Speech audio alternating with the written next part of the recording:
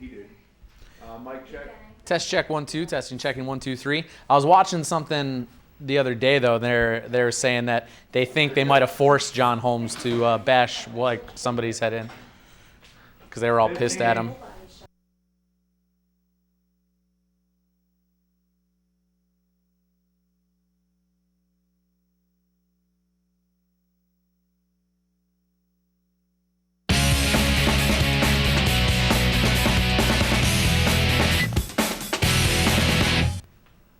Road courses tend to be one of those things NASCAR drivers just don't like to do, but it's a necessary evil. You have a specialist like Boris Said or Marcos Ambrose, and suddenly these guys, they become ones to watch out for. This year, that might not be the case. Jeff Gordon, always a driver who's excelled on the road course, is fresh off a win at Pocono and someone who is a favorite this Sunday at Watkins Glen International. But according to Gordon, he likes 2 other drivers this weekend. Junior has not maybe led as many laps or won as many races as Jimmy, but yet there's a reason why they're where they're at in the points. They've been consistently up front, every weekend, and they're rock solid.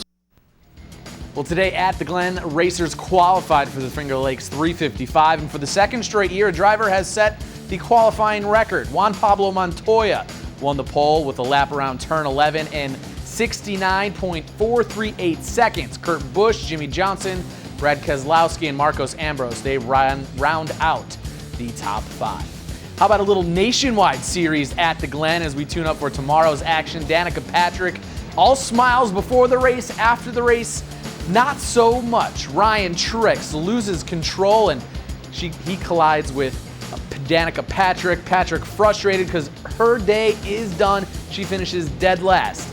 Capitalizing on that is Edwards as he holds out for the lead, taking the checkered flag, his 38th career victory. Well, CC Sabathia left his August 3rd start against Detroit with a win, but apparently he also left with an injury. Today, manager Joe Girardi told reporters that the former Cy Young Award winner is being placed on the 15-day disabled list with pain in his throwing elbow. No word yet on who will get the start Monday, but the Yankees did sign Derek Lowe today. Maybe he gets that start. Let's go north of the border. Ivan Nova and the Yanks getting things going, and he gets Raja Davis swinging. Next batter, Anthony Goose goes down. Then Nova strikes out Moises Sierra as well. So Nova had things working early on. Fast forward to the 4th. That's Casey McGee exiting stage left, a 3-run shot as the Bombers going to take this one 5-2. Down in Harrisburg, the B-Mets looking to pick up where Mark Cahoon left off last night.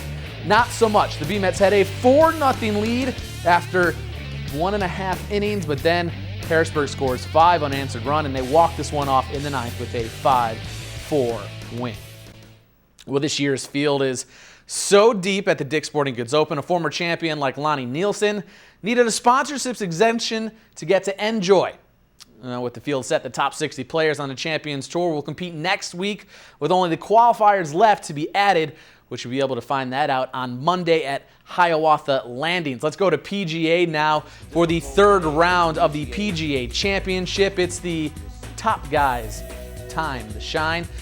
3rd round action, Rory McIlroy. He started off on fire here with a birdie on one. His day was not done. Vijay Singh, he's paired with Tiger Woods, and he's going the opposite way of Tiger Woods here with a nice birdie on the 1st. Tiger Woods on 2 for the long birdie. It lips off, and that kind of is some summation of how Tiger Woods' day has gone so far. McIlroy and Singh, they're your leaders in a 3rd round that is suspended till tomorrow due to the inclement weather.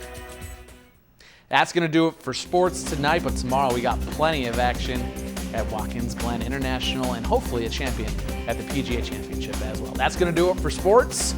We'll be back right after this.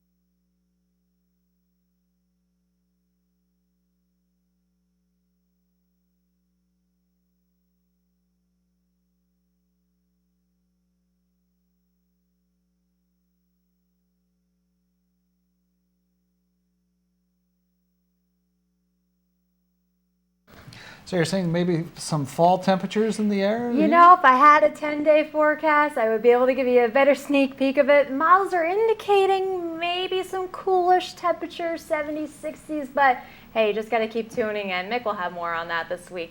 Take a look at our 5-day tomorrow. Pretty much an okay day. Slight chance of a shower, very slight chance, mostly to the north. Monday looks fantastic, 81. Tuesday, Wednesday, some rain showers. Not too bad though, temperature-wise. No big real warm-up or cool-down. Again, I think maybe that cool-down will be next week, but keep an eye on it. We'll see. Things change. Well, all right, a face-off in New York's Times Square to earn the title of fastest texter in America. So what's the secret to a handy win? Practice, practice, practice. So says Austin Werschke of Wisconsin, who won for the second year in a row.